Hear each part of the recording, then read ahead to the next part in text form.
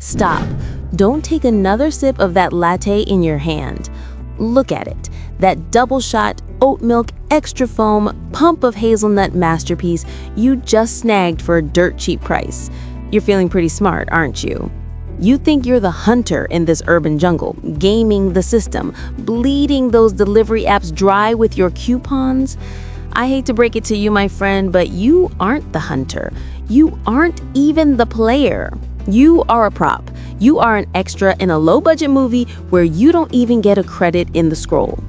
Because while the coffee shops and delivery platforms are in the ring, beating each other bloody to give you a discount, the real winner, the guy sitting in the back smoking a cigar and counting stacks of cash, is someone you haven't even thought about.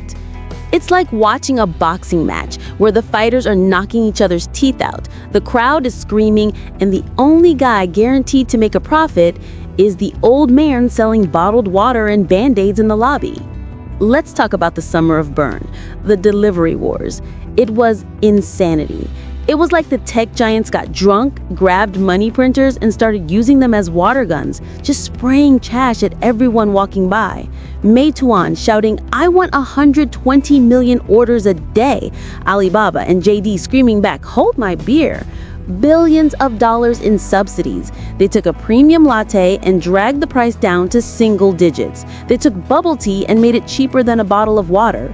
Orders in cities like Nanjing and Zhuzhou exploded by 200%.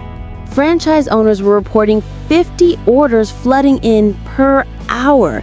That's not a business. That's a war zone where the bullets are free. Now, if you think the winners here are the coffee shops getting all those orders, think bigger. Or actually think wider. Look at the financial reports from the titans of the Chinese dairy industry, Yili and Mengniu. While everyone else was fighting for scraps, these giants were quietly pulling off the heist of the century. Let's do some basic math. What is actually inside your cup?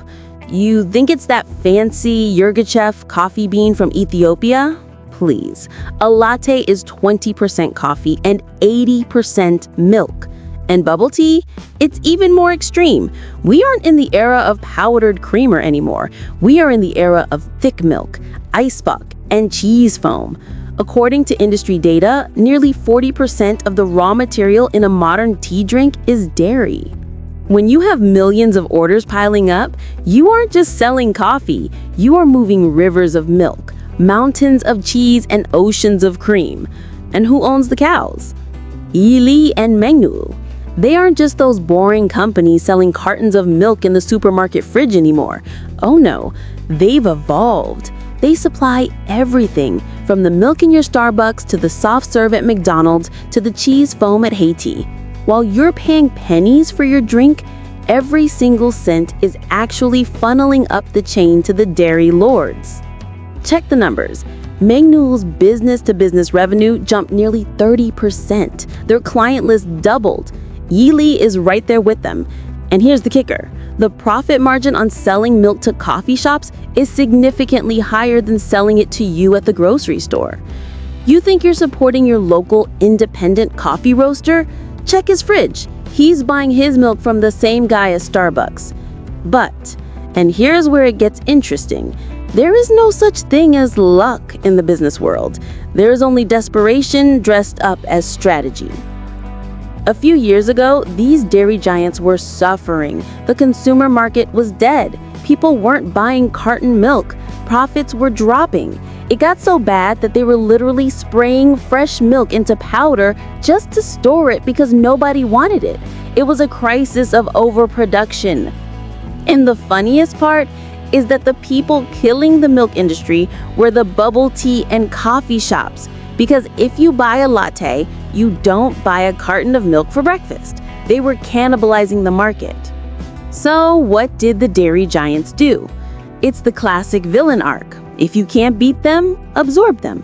They realized, I can't sell milk to the guy drinking the latte, so I will sell the milk to the guy making the latte. They pivoted hard. They created barista blends. They engineered milk specifically to hold foam for 30 minutes. They developed supply chains that deliver from the farm to the factory in 36 hours, just to satisfy the insane demands of tea shops. It became an arms race. First, it was fresh milk, then distilled icebox milk, then buffalo milk. Now we're seeing yak milk. You want yak milk in your tea? Sure. Yili and Manuel will milk a yak for you if the price is right. They became the arms dealers in the beverage war. And they have a secret weapon: cost. The price of raw milk in China has hit historic lows. It's now cheaper than milk from New Zealand. This allowed the domestic giants to kick out the international players who used to dominate the professional market. They used the price war to recapture their own territory. So here is the butterfly effect. A tech CEO in Beijing decides to subsidize a coupon. That causes a teenager in Shanghai to buy a cheap tea, which causes a panic in a tea shop kitchen, which ultimately leads to a cow working overtime on the Inner Mongolian prairie. But let's not get too comfortable.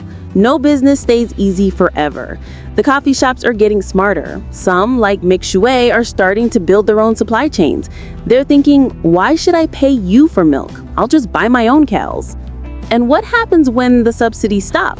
When that latte goes back to full price, will you still buy it?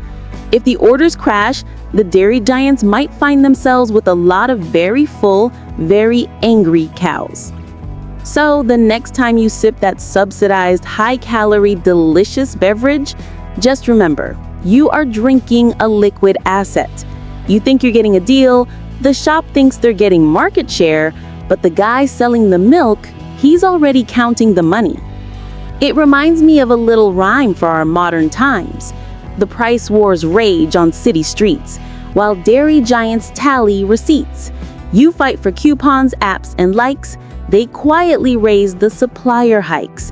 In the gold rush dust where the foolish battle, the smart money's always owning the cattle. That's all for this episode. Thank you for watching. I'll catch you in the next one.